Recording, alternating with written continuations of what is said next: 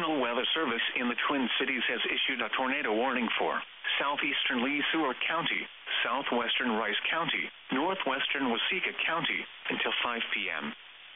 At 4:23 p.m., a severe thunderstorm capable of producing a tornado was located near Janesville, or 14 miles southeast of Mankato, moving northeast at 50 miles per hour. Expected hazards include tornado. This is a radar-indicated threat. The following impacts are expected. Flying debris will be dangerous to those caught without shelter. Mobile homes will be damaged or destroyed. Damage to roofs, windows, and vehicles will occur. Tree damage is likely. This dangerous storm will be near Ellerton around 4:35 p.m. Waterville around 4:40 p.m. Morristown around 4:45 p.m. Warsaw around 4:50 p.m.